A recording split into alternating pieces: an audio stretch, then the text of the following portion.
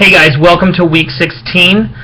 This week we're going to look at an era of history known as Reconstruction, which lasts from 1865 until 1877. This was a time in our history when we attempted, and I would argue unsuccessfully in many ways, to bring the nation that had once been so divided back together. This is going to be a complicated endeavor, as you will find. There's going to be a lot of political issues, there's going to be some economic issues, social issues, cultural issues, of course, as we take this once divided nation and try to bring it back together. There is no specific lecture on Reconstruction for you this week, but there is a film I would like for you to watch, and you need to read chapter 16 in your textbook. And there's also an additional reading that I would have you do by President Andrew Johnson dealing with the Civil Rights Act. But I will argue, and I will say that Reconstruction is a time that is it's rife with division.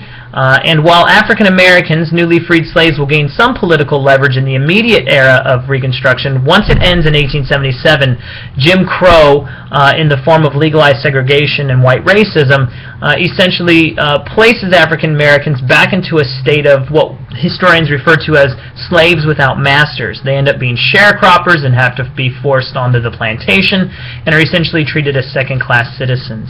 Okay, so an incredibly important period of history. This week there is no specific required discussion board, although there is an extra credit discussion board that you can answer on the Reconstruction period.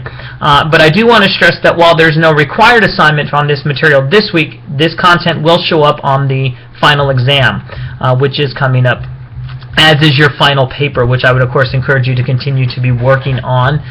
You want to of course make sure that with your paper you are clearly writing, that you are editing your material for grammar and punctuation, as I will be grading on those types of things. Okay?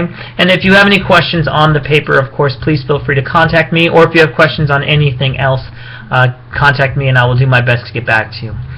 Alright guys, I think that's it.